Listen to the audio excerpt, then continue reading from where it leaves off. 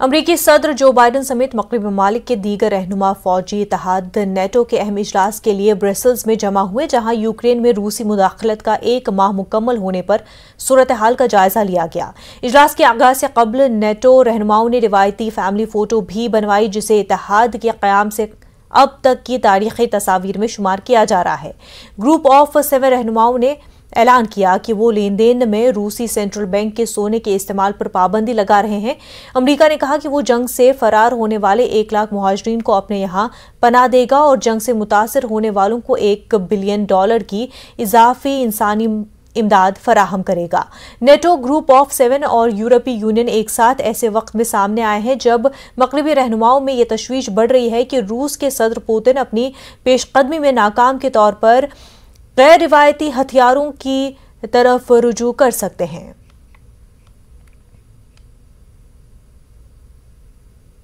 Ukraine के सदर Vladimir Zelensky ने नेटो के सरबराही इजलास से खिताब करते हुए नेटो इत्तेहादियों पर जोर दिया कि वो रूस के खिलाफ जंग में यूक्रेन को मजीद फौजी मदद फराहम करे। कीव से वीडियो कॉल के जरिए बात करते हुए ज़ेलेंस्की ने कहा कि यूक्रेन ने अपनी फौजी ताकत का मुजाहरा किया है और ये कि नेटो पर मुनहसर है कि वो ये जाहिर करे कि ये वाकई दुनिया की सबसे ताकतवर दिफाई यूनियन है।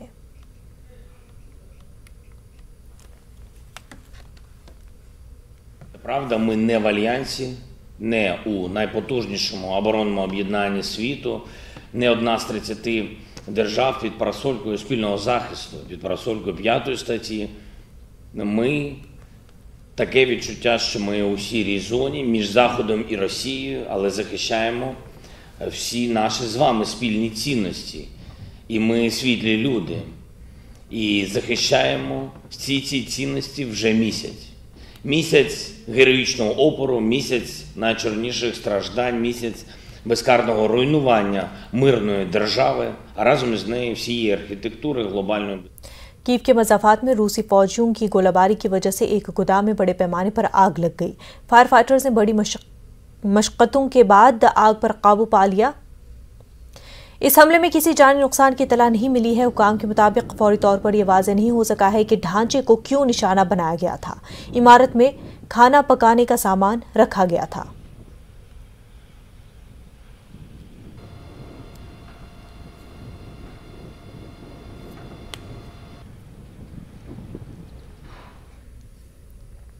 यूक्रेन पर रूसी बर्बरियत आज 29वें दिन में दाखिल हो गई है। बरतानिया की हुकूमत ने 59 मजीद रूसी शख्सियात और कंपनियों पर पाबंदी लगाई है। बरतानवी वज़ीर-ए-आज़म बोरिस जॉनसन का कहना है कि रूस के सदर व्लादिमीर पुतिन ने अपनी ख्वाहिश के बरक्स वो हासिल किया जो वो नहीं चाहते थे।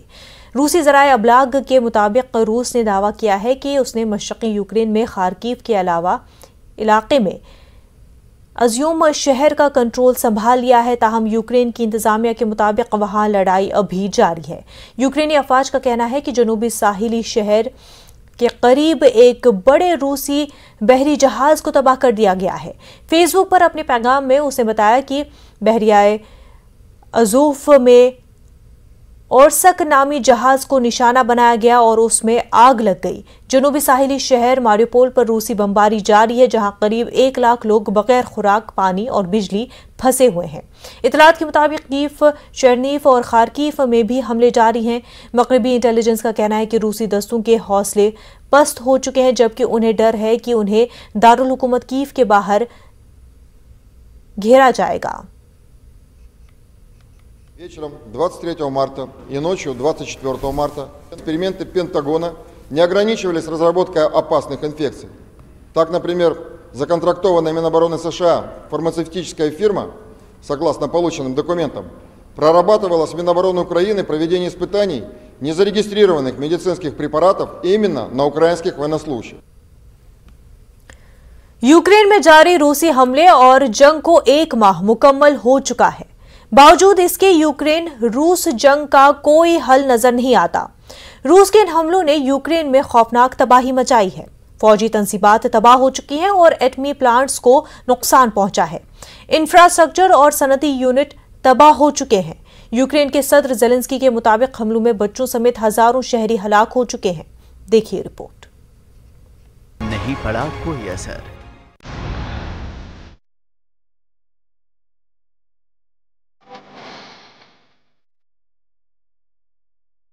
यूक्रेन में जारी रूसी हमले और जंग का 1 माह मुकम्मल हो चुका है। रूस ने 24 फरवरी को यूक्रेन पर हमला किया था।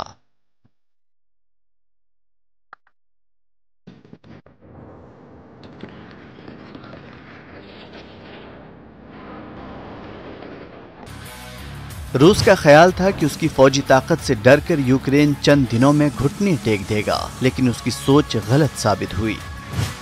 हमले के इब्तदाई हफ्तों में रूस ने शहरों में मुंतखब अहदाफ पर हमले किए, लेकिन जब यह कारगर साबित ना हुआ और यूक्रेनी फौज ने बहादुरी से उसका सामना किया तो उसने शहरों पर मिसाइल, तोपखाने से हमले और बमबारी शुरू कर दी। जब रूस ने शहरों पर अपने हमले तेज किए तो उसकी जद में सिविल इदारों, अस्पतालों, गिरजाघरों और रिहाइश गाहें आईं। दावा है कि रूस ने यूक्रेन पर वैक्यूम बम जैसे मोहलिक हथियारों का इस्तेमाल किया। 29 दिन गुजरने के बाद भी यूक्रेन रूस जंग का कोई हल नजर नहीं आता।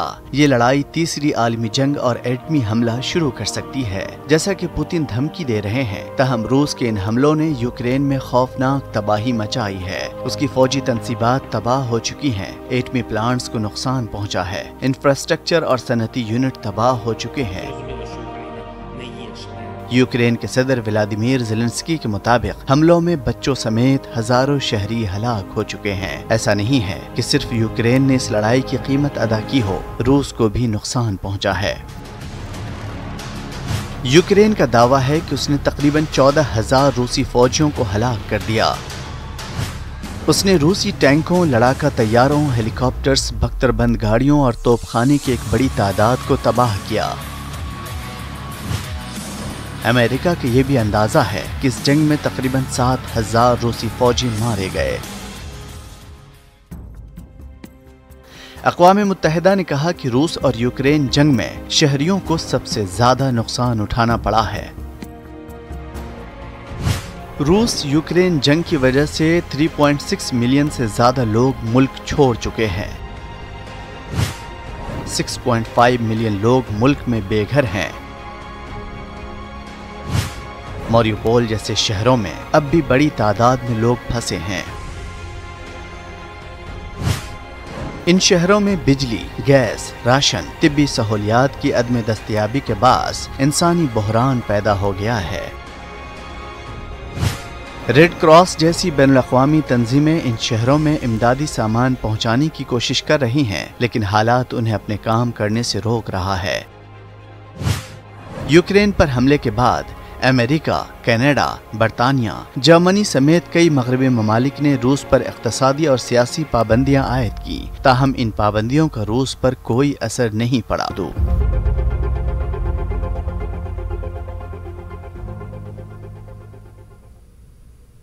मकबूजा मशरक़ी यरूशलेम के इलाके में फ़लस्तीनी बाशिंदों का कहना है कि इलाके में बढ़ती हुई कशीदगी के दरमियान मुसल्लह यहूदी चौकस ग्रुप की तश्कील से वो खौफज़दा है। गुज़िश्ता दिनों एक साबिक़ इस्राएली पुलिस अफसर ने जनूबी इलाके में नाकाफ़ी पुलिस गवर्नेंस का दावा करते हुए यहूदी शहरियों पर मुश्तमिल ब्रेल रेंजर्स यूनिट तश्कील दिया है। इस्राएली मीडिया के मुताबिक इस ग्रुप की वेबसाइट का कहना है कि रज़ाकारों पर मुश्तमिल ये ग्रुप दहशतगर्दी से लड़ने की तरबियत हासिल करेगा और अपनी मौजूदगी जाहिर करते हुए हिफाजती इक़दामात को बरकरार रखेगा। ख्याल रहे कि गुज़िश्ता रोज़ ही अक़वाम मुत्तहिदा के ख़ुसूसी कोऑर्डिनेटर ने अक़वाम मुत्तहिदा की सलामती काउंसिल को बताया था कि इस्राएली बस्तियों की तौसी मकबूजा फ़लस्तीनी इलाके में तशद्दुद को हवा दे रही है और कब्ज़े को मज़ीद तक़वियत दे रही है। साथ ही फ़लस्तीनियों के हक़ के खुद इरादियत और आज़ाद रियासत के हक़ को नुकसान पहुंचाया जा रहा है। उन्होंने कहा था कि इस वक्त तकरीबन 6,70,000 इस्राएली शहरी मशरक़ी यरूशलेम समेत मकबूजा मगरबी किनारे में 130 से ज़ायद गैर कानूनी बस्तियों और 100 से ज़्यादा चौकियों में मुकीम हैं।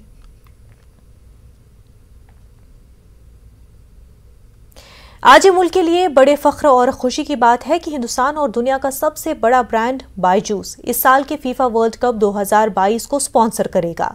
ये हिंदुस्तानी फुटबॉल शायकीन के लिए एक मुबारक और अहम तरीन मौका होगा।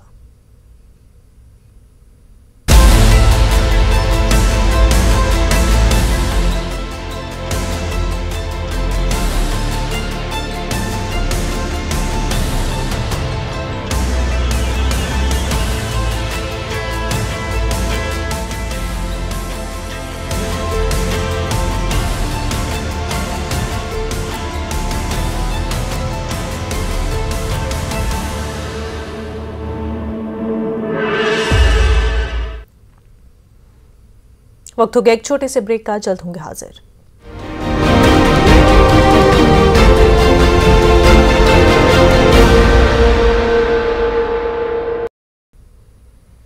ब्रेक के बाद आपका खैर मकदम है। हिंदुस्तानी वजारत खारजा ने पाकिस्तान के दारुल हुकूमत इस्लामाबाद में मुनक्किदा इस्लामी ताउन तंजीम के वज़राए खारजा के इजलास के हवाले से एक बयान जारी किया है। मुस्लिम ममालिक की तंजीम के मंशूर में हिंदुस्तान से मुतल्लिक़ मामलात के तज़किरे पर वजारत खारजा के तर्जुमान बागची ने कहा है कि इससे तंजीम की गैर मुतल्लिक़ियत ज़ाहिर होती है। उन्होंने कहा कि इजलास में दिया गया बयान और मंजूर शुदा एलामिया इस्लामी ताउन तंजीम की एक बॉडी के तौर पर गैर मुतल्लिक़ और पाकिस्तान के शातिर किरदार को जाहिर करता है। उन्होंने कहा कि हिंदुस्तान के बारे में जो तबसरे किए गए वो झूठ और गलत बयानी पर मबनी थे। उन्होंने कहा कि पाकिस्तान जैसा मुल्क इंसानी हुकूक की मुसलसल खिलाफ वर्जी कर रहा है।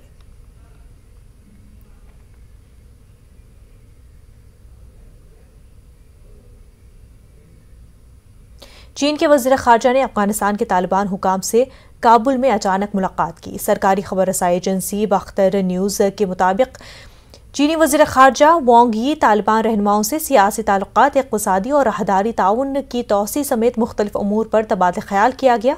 गुज़िश्ता साल अगस्त में अमरीका और नेटो इत्तेहादियों की तरफ से 20 साला जंग के खात्मे के बाद तालिबान ने अफगानिस्तान की कमान संभाली, जिसके बाद से तालिबान मुसलसल अपनी मईशत की बहाली के लिए बैनुल-अक़वामी सतह पर शिनाख्त किया मुतलाशी रहा है।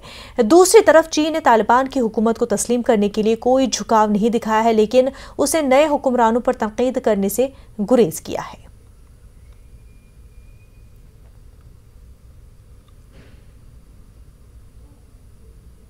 जनूबी कोरिया का कहना है कि शुमाली कोरिया ने एक बार फिर बैलिस्टिक मिसाइल का तजुर्बा किया है। खबर रसाई एजेंसी के मुताबिक जनूबी कोरिया के ज्वाइंट चीफ्स ऑफ स्टाफ का कहना है कि शुमाली कोरिया ने तवील फासले तक मार करने वाला बैलिस्टिक मिसाइल फायर किया है। जापानी कोस्ट गार्ड ने भी तस्दीक करते हुए कहा कि शुमाली कोरिया ने तवील फासले तक मार करने वाला बैलिस्टिक मिसाइल फायर किया है।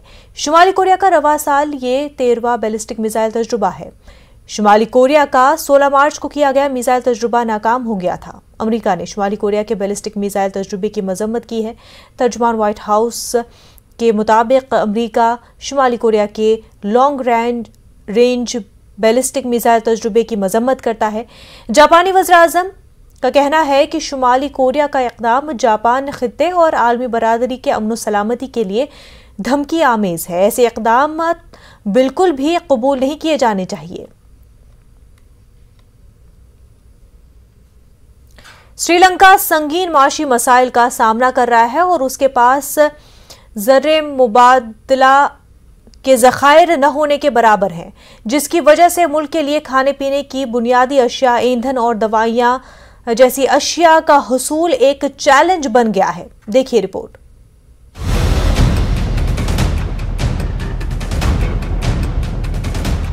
माशी बहरान ने श्रीलंका में हलचल मचा दी है। पेपर की कमी के बायस इम्तहानात मुलतवी कर दिए गए हैं। श्रीलंकन सदर ने लोगों से कहा है कि वो ईंधन और बिजली के इस्तेमाल में तहम्मुल से काम लें। इसके साथ साथ बैनुल-अक़वामी मालियाती फंड समेत दुनिया से मदद भी मांगी है। हिंदुस्तान ने पड़ोसी मुल्क का फर्ज निभाते हुए मदद का हाथ बढ़ाया है। श्रीलंका की हुकूमत को अवामी मुखालिफत का सामना है। ये मुल्क इस वक्त गुज़िश्ता 75 सालों में बदतरीन माशी बहरान का सामना कर रहा है। सिर्फ श्रीलंका पर $35 बिलियन से जायद का कुल बैरूनी कर्जा है, जिसमें चीन का $5 बिलियन से ज्यादा का कर्ज भी शामिल है। श्रीलंका के ज़र मुबादला के ज़खायर तकरीबन $1.5 अरब तक गिर गए हैं, जिसकी वजह से हालात इतने खराब हो गए हैं कि बच्चों का मुस्तकबिल तारीकी में पहुंच गया है। श्रीलंका में इस वक्त अशिया की कीमतें आसमान को छू रही हैं।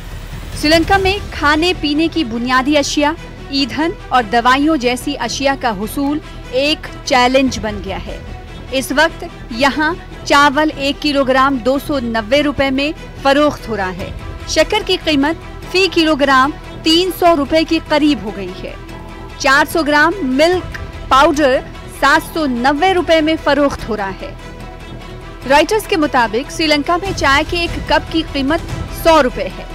पेट्रोल और डीजल के बहरान के बायस पेट्रोल पंप्स पर लंबी लाइनें लगी हुई हैं। रसोई गैस के लिए लोग खाली सिलेंडर लिए घंटों कतार में खड़े हुए हैं। 2 रोज कबल मुसलसल कतारों में लगने से 4 अफराद की मौत भी हुई है। श्रीलंका में बिजली की किल्लत भी दरपेश है। मार्च के शुरू में श्रीलंका ने मुल्क में 7.5 घंटे तक बिजली की कटौती का ऐलान किया था। श्रीलंका के ज़रमबादला के ज़खायर की हालत अबतर है।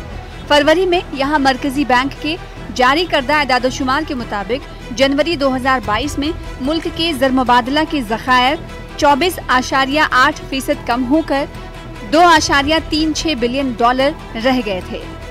रूस यूक्रेन जंग के बायस श्रीलंका की मईशत की सूरत हाल मजीद खराब हो सकती है। रूस और यूक्रेन के सयाह बड़ी तादाद में श्रीलंका में आते हैं। रूबेल की गिरती हुई कीमत, जंग और रूस और यूक्रेन से चाय की गिरती हुई खरीदारी की वजह से भी मईशत को नुकसान पहुंचा है। भारत, चीन और रूस से ज्यादातर सयाह श्रीलंका पहुंचते हैं। श्रीलंका के आम शहरियों के लिए रोजमर्रा के कामकाज एक आजमाइश बन चुके हैं। श्रीलंका इस वक्त इंडिया, चीन और बांग्लादेश पर सबसे ज्यादा मुनहसिर है। अशियाए खुर्दनोश से लेकर ज़रमबादला के ज़खायर को मजबूत करने तक इसे इन तीनों ममालिक से बड़ी मदद की जरूरत है। Bureau report, news 18 Urdu. जनूबी अफ्रीका में हालिया दिनों में कोविड के केसेस में वाज़ेह कमी के बाद मुल्क में लॉकडाउन के ज़वाबित में नरमी का ऐलान किया गया है। जनूबी अफ्रीका के सदर ने कहा कि काबीना ने national corona virus command council की मशावरत और सिफारिशात की बुनियाद पर चंद पाबंदियों को कम करने का फैसला किया है। सदर ने कहा कि कोविड पाबंदियों की वजह से जनूबी अफ्रीका की मईशत को सख्त नुकसान पहुंचा और बहुत से कारोबारी इदारे बंद हो गए हैं। एक अंदाजे के मुताबिक लॉकडाउन के दौरान मुल्क में तकरीबन 20 लाख अफराद अपनी मुलाजमतों से हाथ धो बैठे हैं। पाबंदियों में तब्दीली खास तौर पर खेलों, सकाफत और तफरीही सनतों के लिए बहुत अहमियत की हामिल होगी। हुकाम ने कहा कि लोगों को अब भी मास्क पहनने की जरूरत है। अवामी मकामात पर मास्क के बगैर जाने से एहतियात करने को कहा गया है। चीन और जनूबी कोरिया जैसे ममालिक रोजाना कोरोना वायरस के केसों के लिहाज से नई बुलंदियों को छू रही हैं। उनमें से ज्यादातर कोरोना की नई शक्ल ओमाइक्रॉन वेरिएंट के केस सामने आ रहे हैं। चाइनीज मेनलैंड में गुज़िश्ता रोज 2010 केसेस की तस्दीक की गई। कोरोना केसेस में इजाफे के बाद चीन के कई शहरों में पाबंदी आयद की गई है। गुज़िश्ता चंद हफ्तों के दौरान चीन तेजी से इस बहरान से निपटने के लिए इजाफी इक़दामात की मनसूबाबंदी कर रहा है, जिसमें क्वारंटीन, बड़े पैमाने पर टेस्टिंग और शहर भर में लॉकडाउन शामिल है ताकि कोरोना वायरस की वबा को रोका जा सके। चीन की एविएशन अथॉरिटी ने कहा है कि चाइना ईस्टर्न एयरलाइंस के तैयारे के हादसे की जगह से ब्लैक बॉक्स बरामद कर लिया गया है। इब्तदाई तशखीस में मलबे से ब्लैक बॉक्स का अहम हिस्सा कॉकपिट वॉइस रिकॉर्ड बरामद हुआ है। चीन की सिविल एविएशन एडमिनिस्ट्रेशन के एक एहलकार ने मीडिया ब्रीफिंग में बताया कि ब्लैक बॉक्स में डेटा जखीरा करने वाले यूनिट कुछ नुकसान के बावजूद निस्बतन मुकम्मल है। खबर रसा एजेंसी AFP की रिपोर्ट के मुताबिक तैयारा हादसे को 40 से ज्यादा घंटे गुजर चुके हैं और अब किसी के जिंदा बचने के इम्कानात मखदूश हो चुके हैं। इस तैयारे में 132 मुसाफिर मौजूद थे। हुकाम ने इस हादसे को चीन में 3 दहाइयों में बदतरीन तैयारा हादसा करार दिया है।